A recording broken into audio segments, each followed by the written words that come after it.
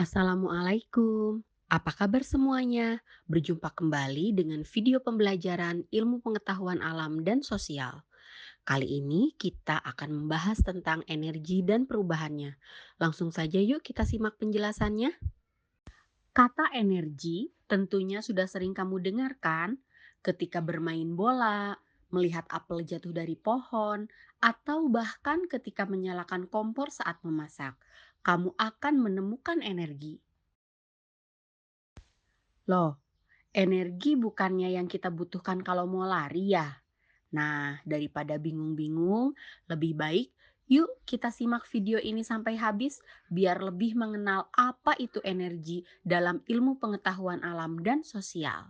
Dalam ilmu pengetahuan alam dan sosial, energi adalah kemampuan untuk melakukan usaha atau melakukan suatu perubahan. Sesuai dengan hukum kekekalan energi, bahwa energi bersifat kekal. Artinya, energi tidak dapat diciptakan dan tidak dapat dimusnahkan. Adapun macam-macam bentuk energi terdiri dari energi kinetik, energi potensial, energi mekanik, energi listrik, energi kimia, serta masih banyak lagi yang lainnya.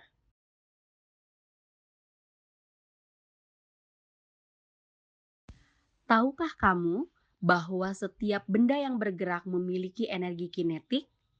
Coba kalian perhatikan gambar berikut. Orang berenang, kendaraan yang bergerak, pesawat yang sedang terbang, bola yang menggelinding, bayi yang merangkak, semuanya contoh pada gambar tersebut merupakan contoh energi kinetik karena melakukan pergerakan dari satu tempat ke tempat yang lainnya. Lalu, apa itu energi kinetik? Energi kinetik adalah energi yang dimiliki oleh benda yang bergerak. Benda bergerak memiliki energi kinetik karena adanya kecepatan. Terdapat dua faktor yang mempengaruhi energi kinetik sebuah benda, yaitu massa benda dan kecepatan gerak benda. Mengapa kelajuan sepeda motor lebih besar daripada truk? Jawabannya adalah karena massa sepeda motor lebih kecil daripada massa truk, sehingga kelajuan sepeda motor lebih cepat dibandingkan kelajuan truk. Untuk dapat melaju lebih cepat, maka truk membutuhkan energi yang lebih besar pula. Sehingga dapat disimpulkan bahwa semakin besar massa sebuah benda, maka akan semakin besar pula energi kinetiknya. Semakin cepat sebuah benda bergerak, akan semakin besar juga energi kinetiknya. Massa dan kelajuan adalah dua hal yang mempengaruhi besarnya energi kinetik sebuah benda.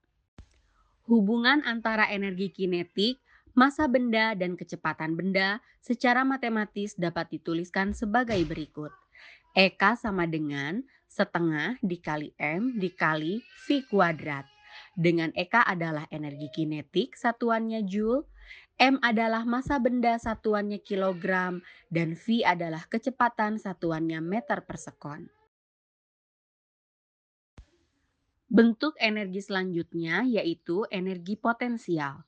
Energi potensial adalah energi yang dimiliki benda karena ketinggiannya atau karena kedudukannya terhadap tanah. Semakin tinggi kedudukan suatu benda, maka akan semakin besar energi potensialnya. Ketika buah kelapa masih berada di pohonnya, maka buah tersebut memiliki energi potensial karena kedudukannya terhadap tanah. Akan tetapi apabila buah kelapa tersebut jatuh, buah kelapa memiliki energi kinetik karena geraknya. Ketika buah kelapa menyentuh tanah, maka energi potensialnya nol karena kedudukannya terhadap tanah juga nol. Faktor-faktor yang mempengaruhi energi potensial benda yaitu energi potensial suatu benda dipengaruhi oleh tiga faktor, yaitu massa benda, percepatan gravitasi bumi, dan ketinggian benda. Semakin besar massa sebuah benda, akan semakin besar pula energi potensialnya. Semakin tinggi kedudukan benda terhadap tanah, akan berakibat energi potensial yang dimilikinya semakin besar. Secara matematis, hubungan antara energi potensial, massa benda, percepatan gravitasi, dan ketinggian benda dapat dirumuskan sebagai berikut.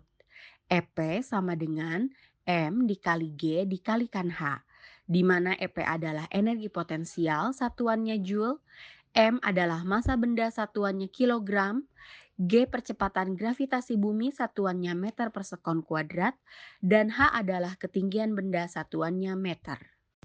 Apakah kalian menonton kehebohan ajang Asian Games pada bidang olahraga badminton? Di balik permainan para atlet ini, kamu tahu nggak kalau ternyata selama pertandingan mereka mengeluarkan energi apa saja? Ada 3 jenis bentuk energi yang digunakan dalam permainan badminton tersebut, yaitu energi kinetik, energi potensial, serta energi mekanik. Dalam permainan badminton, energi kinetik merupakan energi yang dikeluarkan para atlet agar shuttlecock mampu terbang ke arah lawan. Energi potensial adalah energi yang dimiliki oleh shuttlecock ketika sudah berada di udara dan menuju ke arah lawan. Energi yang terakhir adalah energi mekanik. Energi mekanik merupakan jumlah energi kinetik dan energi potensial dalam suatu benda yang digunakan untuk melakukan usaha. Dengan kata lain, energi dalam suatu benda karena gerakan atau posisi atau keduanya. Contoh dari energi mekanik ini adalah ketika kegiatan servis. Mulai dari pemain memukul bola mengeluarkan energi kinetik, dan shuttlecock terbang melambung energi potensial dan jatuh ke lapangan lawan. Besarnya energi benda selalu tetap selama tidak ada gaya luar yang bekerja pada benda tersebut. Secara matematis, energi mekanik dirumuskan sebagai berikut. EM sama dengan EP ditambah EK, di mana EM adalah energi mekanik satuannya Joule, EP adalah energi potensial satuannya Joule, dan EK adalah energi kinetik satuannya Joule. Bentuk energi selanjutnya yaitu energi listrik.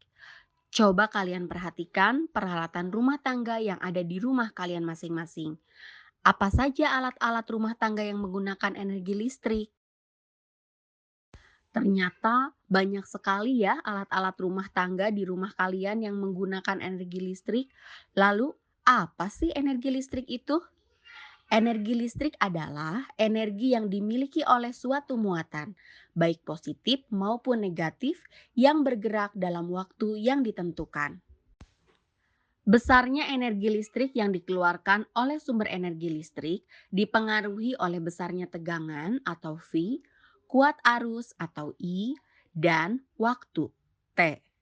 Sehingga apabila penghantar yang hambatannya R diberikan tegangan V pada ujung-ujungnya dan arus I melaluinya, maka dalam waktu T detik, besar energi listrik yang diperoleh dapat dirumuskan sebagai berikut. W sama dengan V dikalikan I dikalikan T. Dengan memanfaatkan hukum Ohm, V sama dengan I dikali R. Maka diperoleh W sama dengan I kuadrat R dikalikan T. Di mana W adalah energi listrik satuannya Joule, V adalah tegangan listrik satuannya volt, I adalah arus listrik satuannya ampere, R adalah hambatan listrik satuannya ohm, dan T adalah waktu satuannya sekon. Berikut ini adalah contoh alat-alat yang mengubah energi listrik menjadi energi lain yang dapat digunakan oleh manusia. Energi listrik menjadi energi panas. Alat-alat yang dapat mengubah energi listrik menjadi energi panas dilengkapi dengan elemen pemanas. Listrik yang mengalir melalui elemen pemanas tersebut diubah menjadi energi panas. Contohnya adalah pada setrika listrik, penanak nasi listrik, serta kompor listrik. Energi listrik menjadi energi gerak. Alat-alat yang dapat mengubah energi listrik menjadi energi gerak dibantu dengan bantuan motor listrik. Alat-alat yang dapat mengubah energi listrik menjadi energi gerak diantaranya adalah kipas angin, blender, dan bor listrik. Bentuk energi selanjutnya yang akan kita bahas di sini adalah energi kimia. Energi kimia adalah energi yang tersimpan secara kimiawi. Makanan yang kita makan menghasilkan energi kimia yang sangat bermanfaat bagi tubuh kita. Dengan adanya energi kimia ini, kita bisa beraktivitas. Minyak bumi mengandung energi kimia yang sangat bermanfaat untuk bahan bakar. Baik energi kimia dalam makanan maupun energi kimia dalam minyak bumi, keduanya berasal dari energi matahari. Contoh perubahan energi kimia menjadi energi panas dapat dilihat pada kompor minyak tanah. Sebelum digunakan, kompor diisi dengan minyak tanah terlebih dahulu. Kompor dinyalakan dengan api, lalu timbullah panas. Dengan energi panas itu, kita dapat memasak nasi, memasak air, menggoreng ikan, dan lain-lain. Energi kimia lainnya adalah gas. Gas dapat digunakan untuk menyalakan kompor. Saat kompor gas menyala, terjadi perubahan energi kimia menjadi energi panas. Nah, anak-anakku, sampai di sini dulu ya pembahasan mengenai energi dan perubahannya. Semoga penjelasan pada video ini dapat kalian pahami. Tetap sehat dan semangat ya. Sampai jumpa lagi di video selanjutnya. Terima kasih atas segala perhatian dan kerjasamanya.